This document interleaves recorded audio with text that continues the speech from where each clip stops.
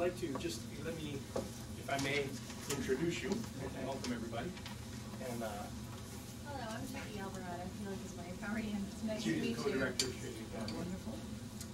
I'd like to thank everybody for coming today to Boys and Girls Club Straight A Academy. We are a small private school, non-traditional, non-institutional, follows the old tutelage model. And we are very fortunate and blessed to have with us today presidential candidate, Congressman Dr. Ron Paul. If you please welcome Dr. Paul.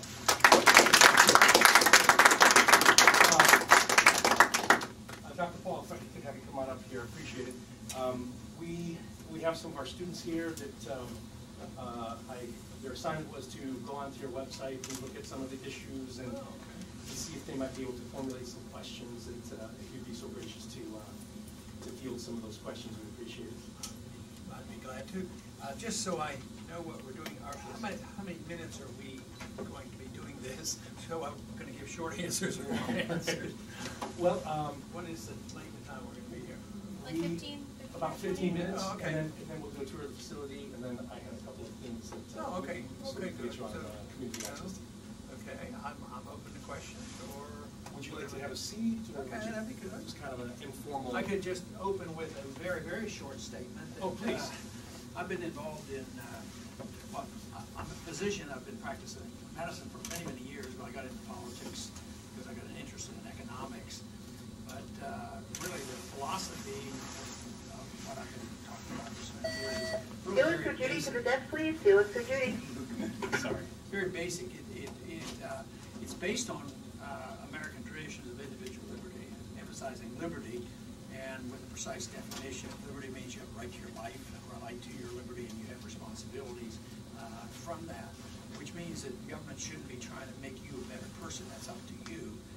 The government's not to regulate the economy. It's up to people to spend their own money and make their own investment. Because politicians and bureaucrats are very smart, to tell you the truth. And then also it involves a foreign policy, which is different than most people have heard. But our history, our traditions have been this way, as well as the Republican Party, and that is to have a strong national defense without telling the rest of the world how to live.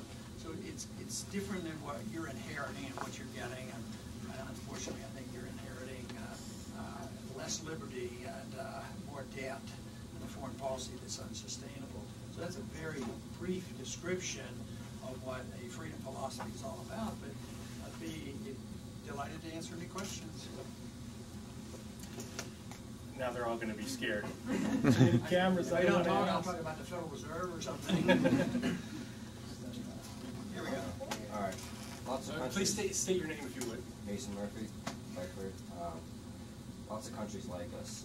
Lots of countries don't like us being in their own country.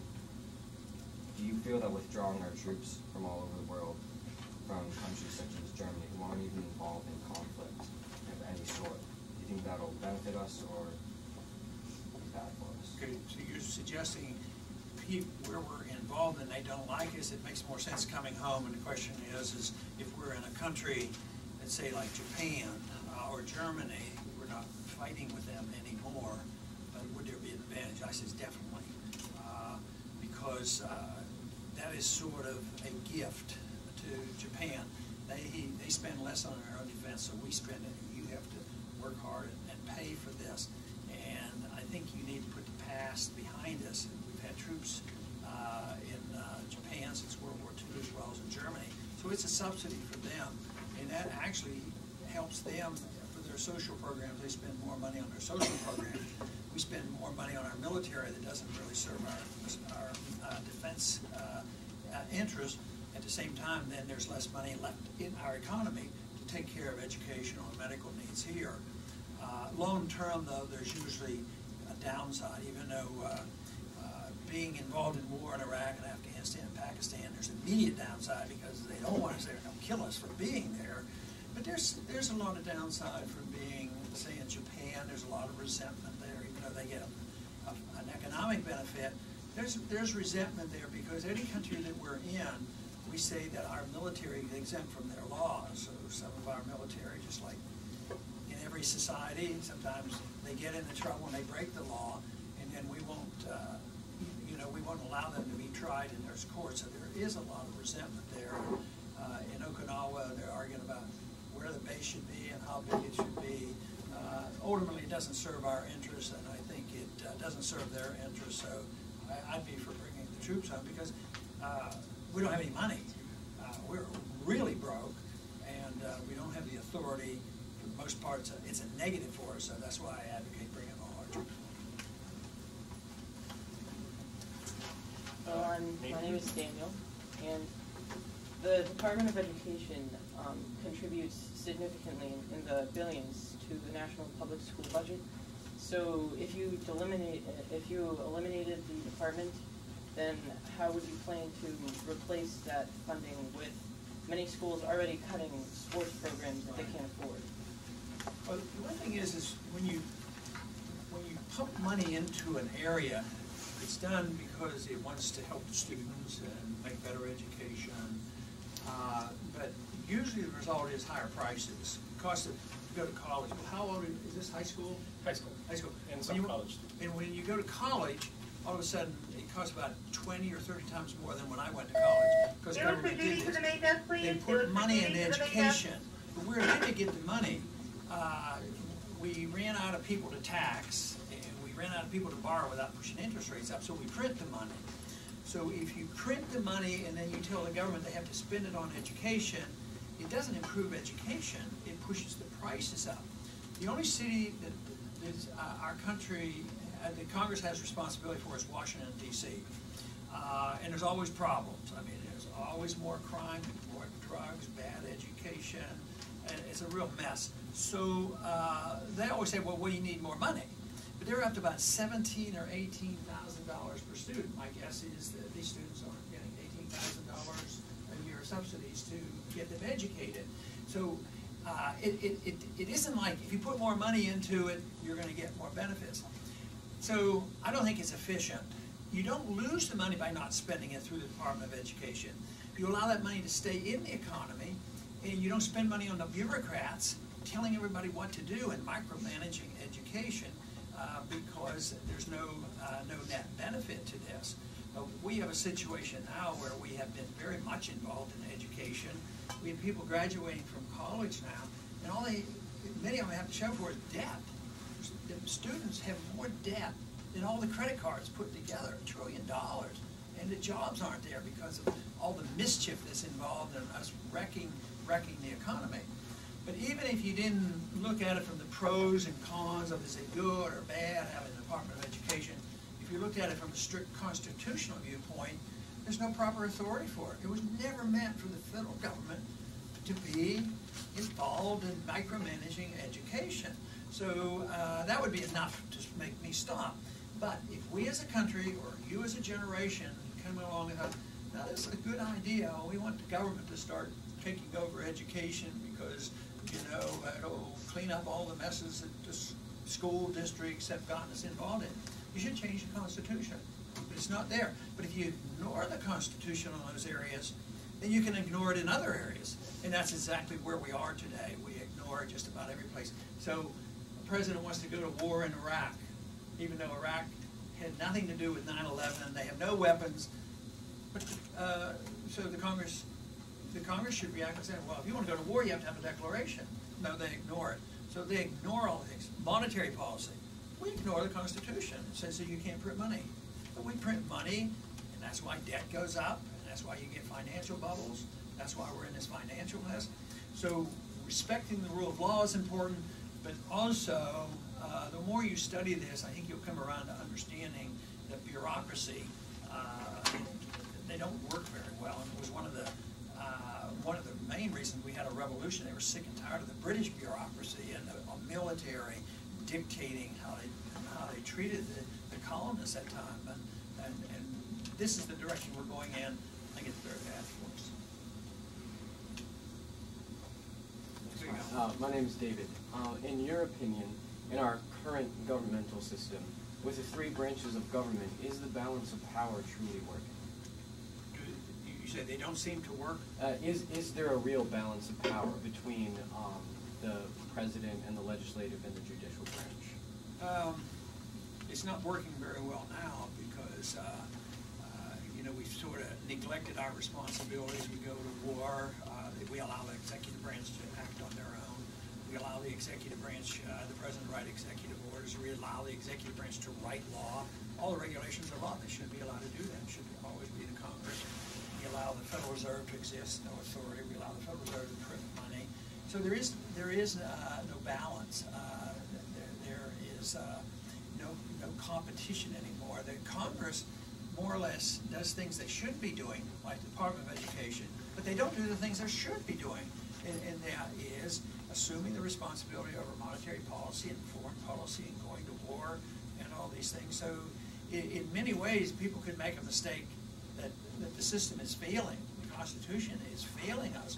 But it isn't so much the Constitution, and they warned us, as the founders warned us, that the Constitution is only going to be good as the morality and the character of the people. So if the morality and the character of the people is demanding the welfare state and the warfare state and the police of the world, and you have the same kind of people in Congress and they're rewarded because that's what the people want, then the Constitution fails.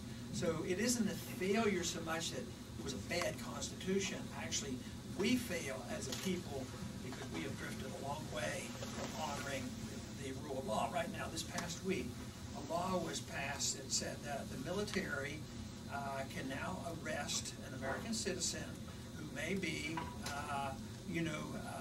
associated with some group that might be an enemy. They might, if somebody goes to a mosque or visit a website, say, oh, they could be terrorists and da-da-da. Even if you're an American citizen, they could say, well, you were talking to the wrong people. You could be dangerous. Now it says the Army can arrest him and put him in indefinite detention and denied a trial and denied an attorney. So that is the kind of thing that's happening because we don't respect the rule of law. And just about a year ago, the president announced that, yeah, there are some very bad people out there, and we don't have time to waste with charges and trials. That if necessary, we have the right to assassinate American citizens, and they've done it 3 times already. So that's a precedent that you will be inheriting. You say, oh no, that's just 3 people, that's not bad. But let me tell you, the precedent is set, and it is very bad. It was one of the reasons the revolution was fought, not to have the military in our homes and in our houses and run our lives. So we're moving toward a military state where the military determines the rule of law rather than the responsibility of us in the Congress and writing laws and assuming our responsibilities. My name is Jonathan. So China's placed a large tariff on all of our goods that go over to China, and I was just wondering, as president, how would you address that? Well, we don't have authority over China. You know, if China wants to punish their people, because tariff is a tax.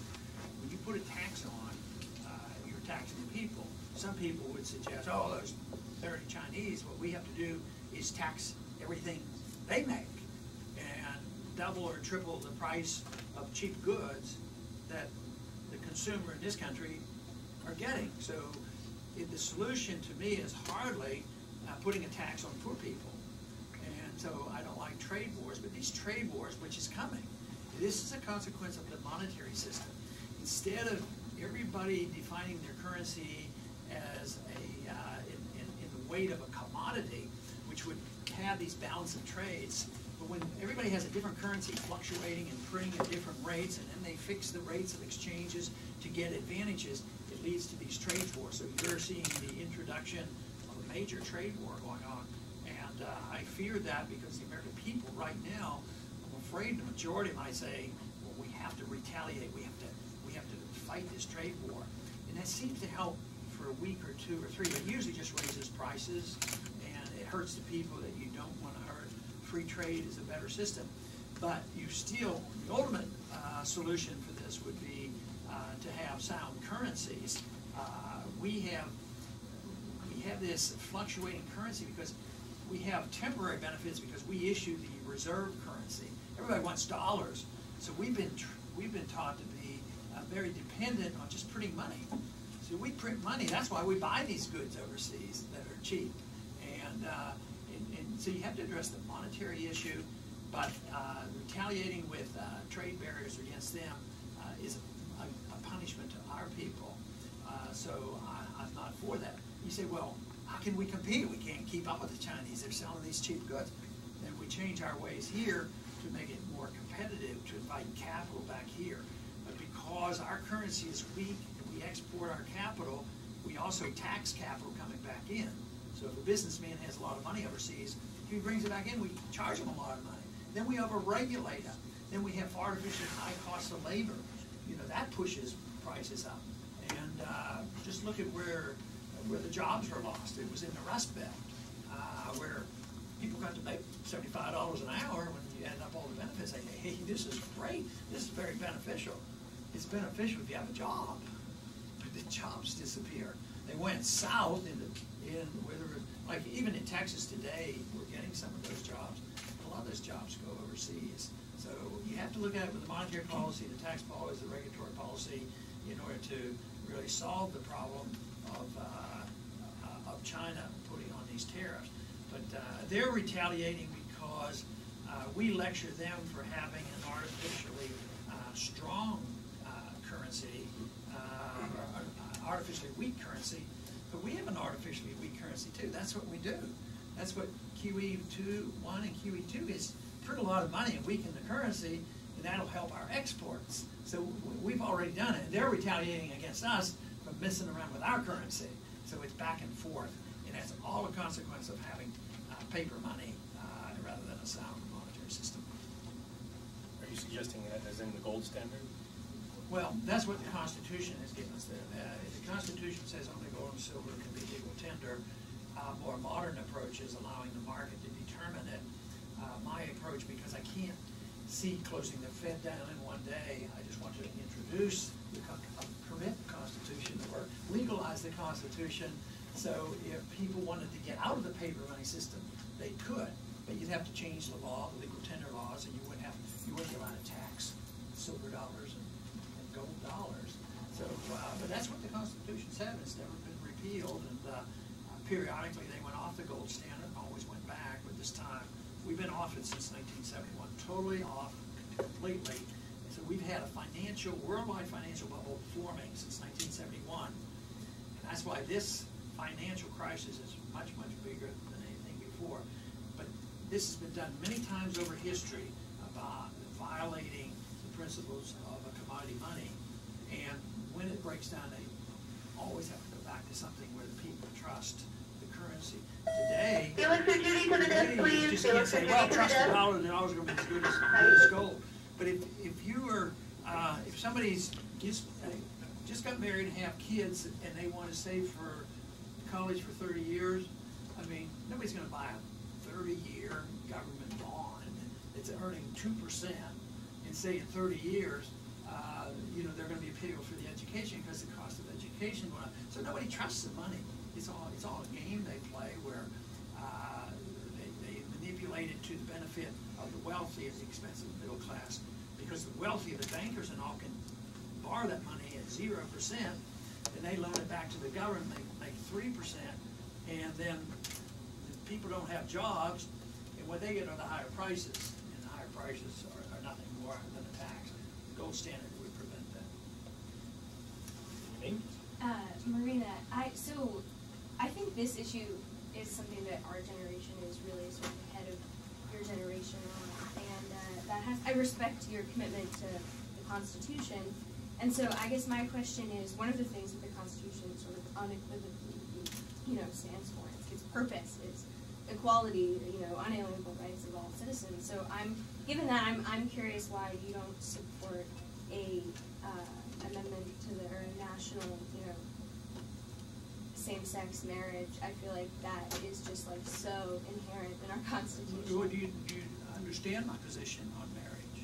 Yeah, you said recently that you support it, but you don't support a constitutional. Oh, no. I mean, why do we need a constitutional amendment to tell people what they can do? I just say you get the government out of everybody's life, and just get the government out of it. Why should the government tell you what marriage is all about? You might have one definition, you might have another definition. And I might have one where, I've been married for 54 years, and marriage is between a man and a woman. That's a for me, it's a pretty good definition. I have no intention on defining that. I don't think the federal government should define it. First, they don't have the authority. If there are regulations, they have to be at the state level. But my position is that it's a private matter, and the government should not, especially amend the Constitution to define marriage. I mean, there's no need to do that. If you accept the idea that people have a right to do what they want, as long as they don't hurt other people, as long as they don't force their will on others in either direction. One person has this definition here, neither side has a right to force it on somebody else. So it's a complete voluntarism and no force. So it's if you have a constitutional amendment, you're going to be forcing people to accept whatever you say in the constitutional amendment. The constitutional amendments now are to define it as a man and woman. Others want to open up the door and use anything. So how are you going to resolve this fight? Who's going to get to define it? I don't want the fight. I don't want it to be put in the law. I want people to make up their own mind. Well, marriage is a legal issue, right? So It's what? It's in this country there are still people who are being denied access to marriage, and so isn't it the government's responsibility to protect citizens' rights? If there's a contract, the people get to define the contract. They say they're married. So if and it should always done voluntarily. And if that's the case, you don't have to force people to accept your definition or his definition. You get to pick and choose. But if you have an agreement, the agreement has to be enforced by the government. If there is a voluntary secular type contract versus a marriage contract, that's an agreement, and there should be. You can go to the courts and resolve the differences and the arguments over it. But I don't think you have to force a definition on other people, one way or the other. I think it should be up to the individual. Are there any more straight A students with questions? Why do you feel a thorough audit of the Federal Reserve is necessary? Why do I feel Thorough audit of the an audit? Federal Reserve. Why do I feel the audit of the Federal Reserve would be necessary? First, they shouldn't exist. Second, if they're going to exist, the responsibility of Congress is to produce, to involve themselves in oversight. They should know what they're doing. During the bailout in 2008, the Congress spent about $1 trillion taking care of their friends and bailing out the banks and corporations, which is absolutely unconstitutional. But they did it. The Federal Reserve was involved with $15 trillion, and they bailed out foreign banks and all kinds of people. They're still doing it, and that is huge because that's a tax. Because what they're doing is they get to spend money, not even on budget, no permission whatsoever, and they won't tell us anything. So we've worked hard on the budget. We've gotten some information. That's why we know how much money they spend. But they didn't want to give us an ounce of information. I think if everybody knows, if your generation would be really on to this and you find out everything the Fed has done, I believe you'd get rid of the Fed. But the Fed's going to just get rid of itself because it's non-functioning. I mean, they'll destroy the money and then there'll be a new monetary reform. The big question you'll probably have to answer is, are we going back to our Constitution and having some money, or are you going to allow the IMF and World Bank devise the next system, which would be more world government? I think that'd be very dangerous. I have one last question I would like to pose, if I may. Okay. I watched the debates last Thursday, and one of my observations was that anytime you had anything to say on domestic policy, there were large ovations, and you seemed to have a lot of support. The one area where people have tried to hurl insults at you and such has been foreign policy.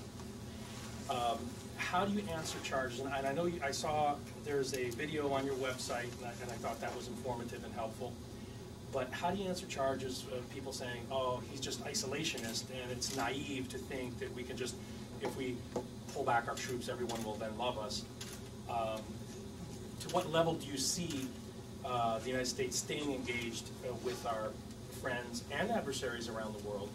And I'm humbly suggesting suggesting that if you were able to articulate this a little more clearly, I think, and it's not an easy thing to do, I know, especially in sound bites and debates, but as it pertains to foreign policy, that's the one area that people have tried to bash you. Well, if you could have a chance to speak to that and perhaps clarify. They want to what they make would what I'm do. saying as a negative because they call it isolationism. That's supposed to be a negative, mean term that you don't want to talk to people around the world. Actually, my policy is exactly the opposite. So unfortunately, the conventional knowledge of the media and everybody of the candidates is that we as a people are obligated to tell everybody how to live. And if they don't do it the way we do it, we bomb them and impose our dictator on them. And if they do it, we give them money. And that's what it's established. If you don't go along with that, you're an isolationist. But the interesting thing is the people who call me an isolationist are the ones who always want to prevent you from trading with people. I mean, I'm the one that wants to trade with Cuba. Yeah, you know, the Cold War's over. Why don't we trade with Cuba? Because the founders were explicit. They said, the more interrelations you have with countries, the better it is, the less chance you're going to fight with them. So I don't want to put on tariffs and sanctions, but they're the ones who are doing this. See, one of the few things Nixon did right was he at least started talking to the communist Chinese. You know, they were bad people. Nobody wants to talk to anybody today. And even if they don't have anything that they're going to attack us with. But China had nuclear missiles and they were fighting and killing each other. Nixon decided to talk to them. And now we trade with them. Yeah, we have these trade fights and going on. But at least we're not killing each other.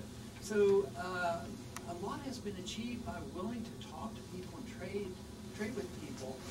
And I just think that if you care about national defense, you don't want to put armies on people. I think we're so less safe because of this.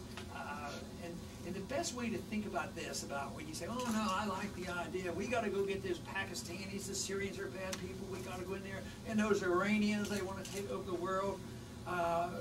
Think about what would it be like if another country did it to us. See, I sort of want to follow a golden rule in foreign policy.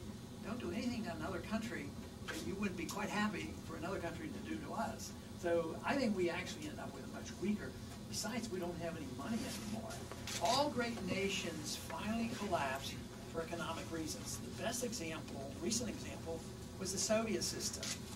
When I was drafted in 1960 over the Cuban crisis, they had 30,000 nuclear missiles and weapons, and we still didn't have to fight them because we contained them and we worked with them, we talked to them. Guess how we beat them? Because their economic policies were deeply flawed. They went and stupidly got into a no-win war in Afghanistan.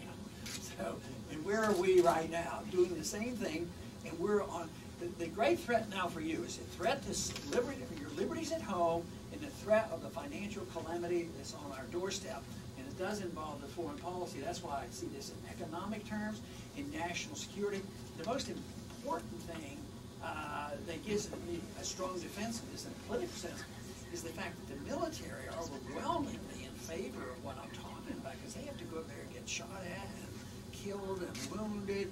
And our campaign gets twice as much money as all the other Republican candidates put together because they're sick and tired of these wars. So the people who don't want to give up on the military-industrial complex, they want to make it a negative and say, oh, this is isolationism and all these bad things. But it's American tradition, it's Republican tradition too. When you think the statement that you hear frequently about the military-industrial complex, that was Eisenhower said, beware. You'll be building weapons just for the sake of the military-industrial complex. You always have to have Hitler, another new Hitler. Get rid of him, get rid of him, get rid of him. Keep building these weapons and weapons. And the old Robert Taft, Mr. Republican, said we shouldn't even belong to NATO. And the founders gave strong advice. So I think I'm very much in the Republican tradition, very much in the American tradition, and very much on the side of emphasizing a strong national defense instead of pretending that we can be the policemen of the world and force our will on other people. So to clarify, I hear you saying that you are very much for international engagement, just not militarily. You do a much better job of summarizing. No military engagement, that's right. But it's a lot different than isolationism. Matter of fact, Much different more than open. what you've been accused of. Much more open in the sense of trade and travel and exchange of ideas. That's what you really need. Well, I want to thank all of you for coming and joining in our discussion with Congressman Paul. We need to steal him for about 5 minutes ourselves, and so we'd like to, again, thank you for coming and coming to Boys and Girls Club and Straight A Academy, and have a good afternoon, or a good day. Thanks so much.